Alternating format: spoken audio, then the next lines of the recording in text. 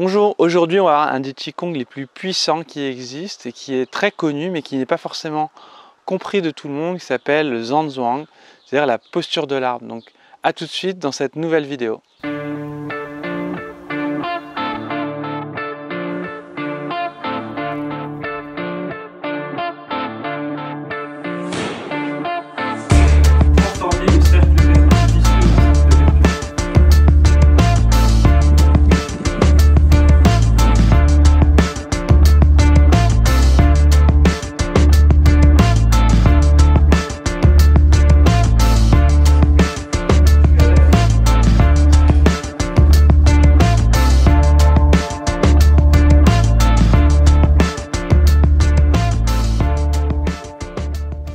Alors le Zhuangzi, la posture de l'arbre, à quoi ça sert et quel est le but de ce Qigong?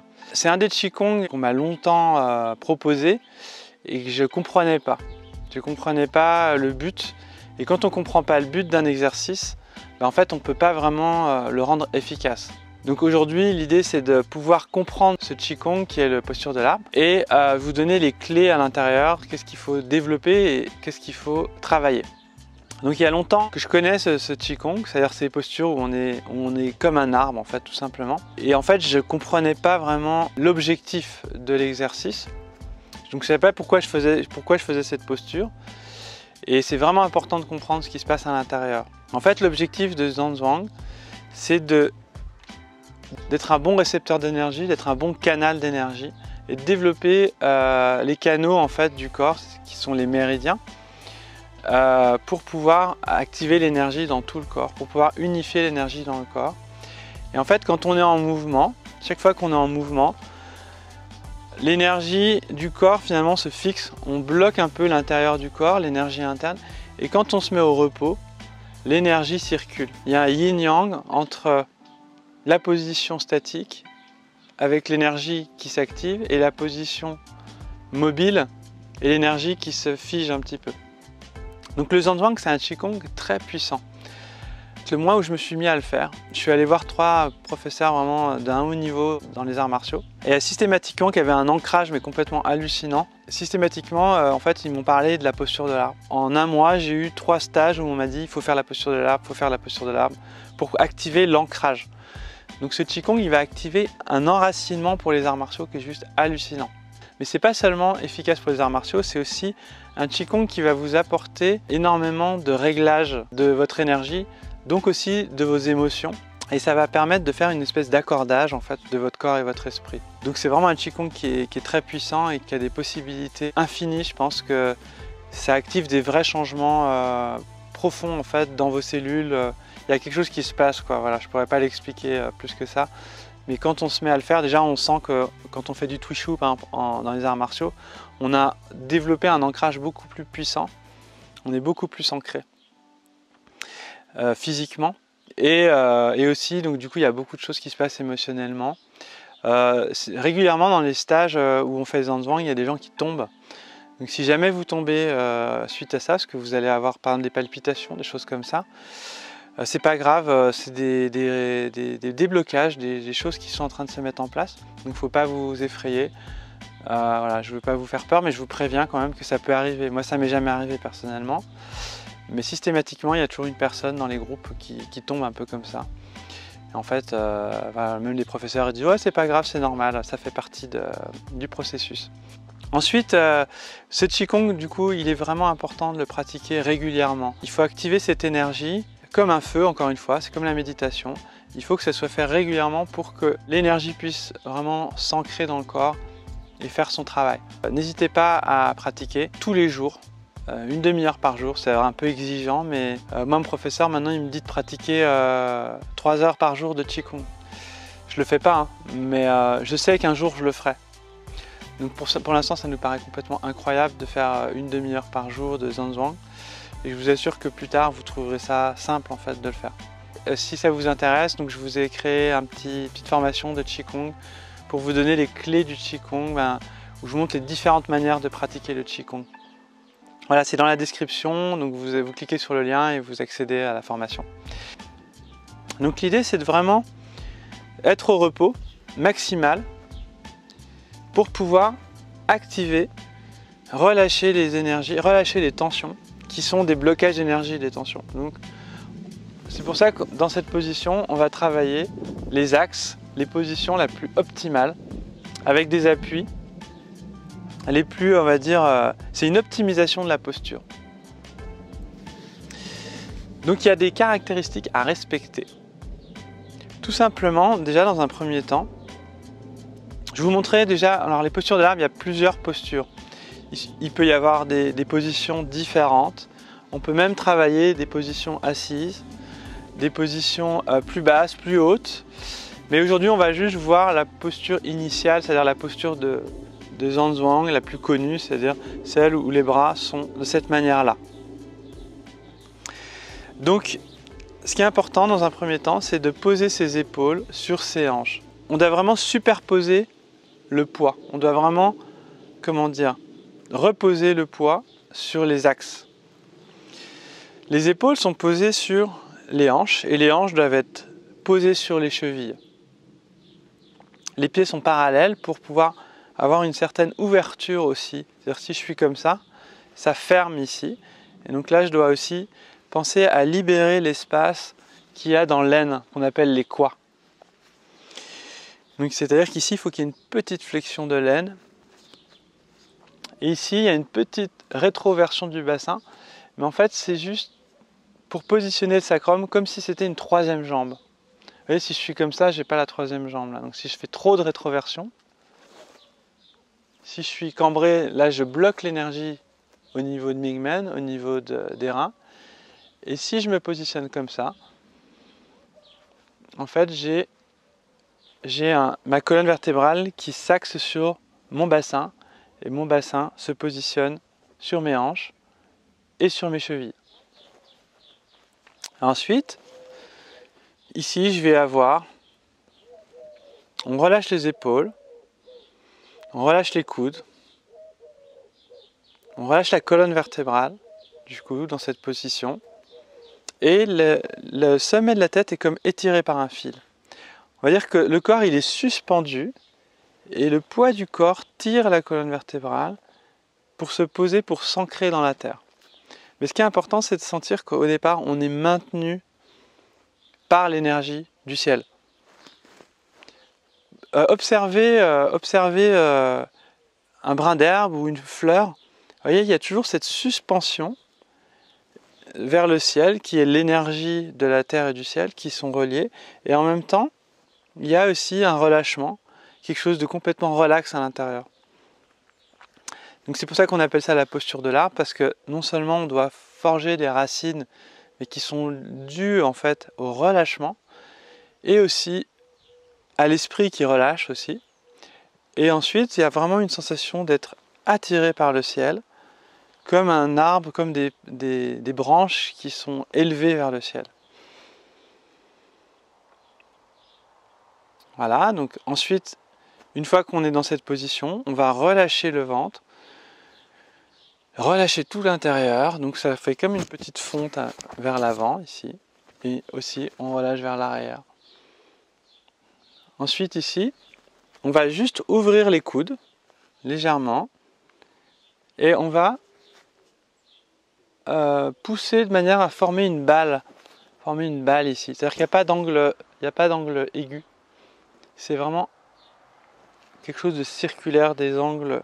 Il n'y a pas d'angle en fait. Tout est rond. Et vous devez avoir cette sensation de rondeur à l'intérieur et de relâchement. Attention les pouces qui sont vers le ciel. Pensez à bien courber. Au niveau des mains aussi, vous allez avoir une petite formation de balle à l'intérieur. Voyez ? C'est-à-dire que vous n'avez pas les mains droites comme ça, mais les mains comme si vous teniez une balle. Voilà, ensuite, vous étirez le sommet de la tête, vous relâchez. Les coudes, en fait, sont réglés de manière à pas... Si vous faites ça, ça met des tensions dans mes épaules. Les coudes sont dirigés vers la terre. Et ensuite, ce qui est très important, c'est de garder l'attention, de concentrer l'attention. Et c'est ça l'exercice principal. Vous voyez, c'est comme la méditation, c'est-à-dire on doit être présent. On doit être vraiment entièrement présent pour pouvoir activer l'énergie, la conscience dans le corps, la présence dans le corps. On n'est pas éteint, endormi dans sa position. On est relâché, mais on n'est pas endormi. Voilà, il y a un maître, docteur Jan qui disait souvent pas mou, relâché, pas mou. Voilà, donc l'idée c'est ça. C'est pas mou, c'est-à-dire mou, c'est trop comme ça, on relâche tout. Là, on doit garder, c'est vivant à l'intérieur.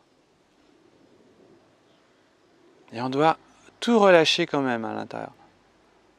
Voilà. Pensez aux animaux aussi qui se détendent. Voilà, ils ont une côté détendu, mais en même temps, quand on les touche, on sent qu'il y a quelque chose de très énergétique. Ensuite, le visage, on garde les yeux, le sourire intérieur.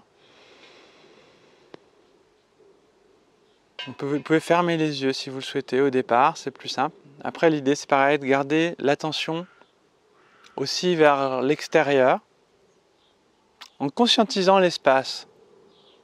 Vous sentez ce qu'il y a derrière, vous sentez ce qu'il y a à gauche, à droite, vous sentez qu'il y a la terre en dessous, le ciel au-dessus.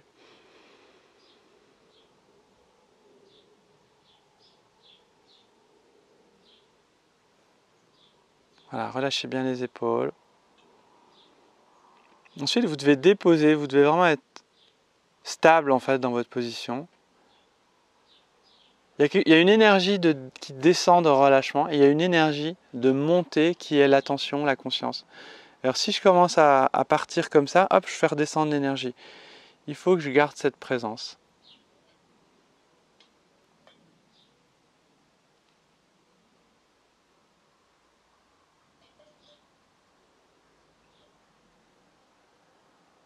Soyez attentifs à tous les sons qui nous entourent.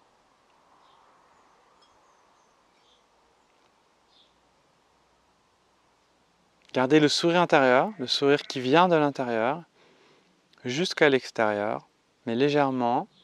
C'est-à-dire on n'a pas c'est pas un grand sourire.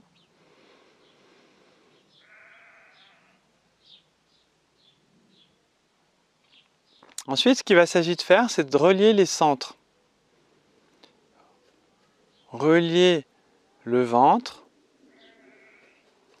au pied, c'est-à-dire vous allez connecter votre esprit, avec votre esprit, la terre avec le creux des pieds,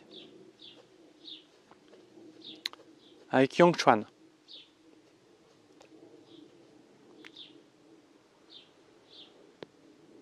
Ensuite, une fois que vous sentez une présence dans les pieds, vous connectez les pieds avec le dantian inférieur, le ventre.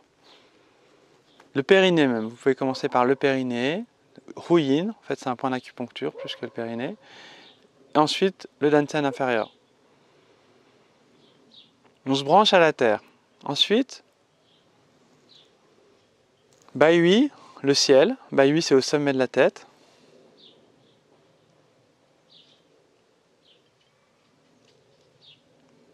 Puis Baihui, l'intérieur de la tête. C'est dantian supérieur. L'énergie du ciel, l'énergie de l'esprit. Ici, c'est l'énergie du corps. C'est le centre du corps, le centre de l'esprit. Et ici, cette fois, vous allez relier la terre et le ciel par le centre de l'homme, qui est en fait l'énergie du dantian médian, le cœur. Donc vous ouvrez l'espace intérieur du dantian médian et ça va relier la terre et le ciel.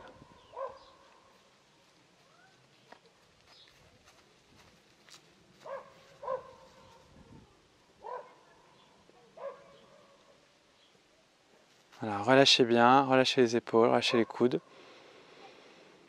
Une fois qu'on a branché, ensuite, prenez conscience de l'espace, des sons, des sensations de l'air sur la peau. Développez tous vos sens en fait, comme en méditation.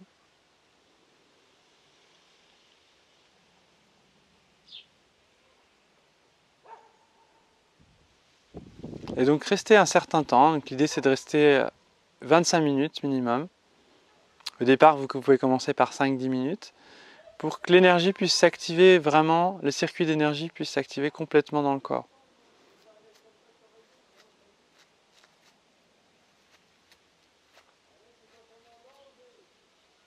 Vous allez commencer à sentir des activations du corps, relâchez bien. Chaque fois que vous avez des tensions, forcément, vous relâchez ces tensions sans perdre l'attraction vers le ciel.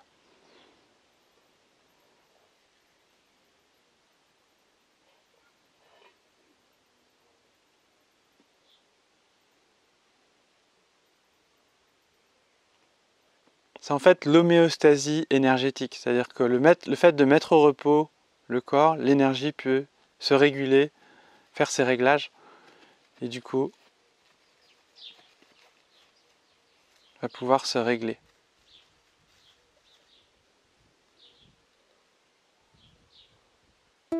Donc je vous propose de continuer de faire la suite. L'idée c'est d'arriver un jour à faire au moins 25 minutes, voire si vous pouvez faire 1 heure, 2 heures, mais faites-le progressivement parce que ça va vraiment activer des énormes changements. Donc j'espère que cette vidéo vous a plu. Vous pouvez donc vous abonner à la chaîne, partager la vidéo. N'hésitez pas à liker aussi la vidéo et si ça vous intéresse, donc je vous ai créé une petite formation de Qigong pour vous donner les clés du Qigong, où je vous montre les différentes manières de pratiquer le Qigong. Voilà, c'est dans la description, donc vous cliquez sur le lien et vous accédez à la formation. Je voulais juste rajouter une petite information concernant les stages que je vais organiser. Donc là, je vais mettre aussi, je vais me forcer à les préparer avec des dates donc sur le site internet. Bon, si jamais c'est pas fait, ça va être fait très bientôt. Où je vais organiser vraiment des stages de Qigong, d'arts martiaux et de rebootement, magnétisme. Voilà, donc à très bientôt. Ciao les amis.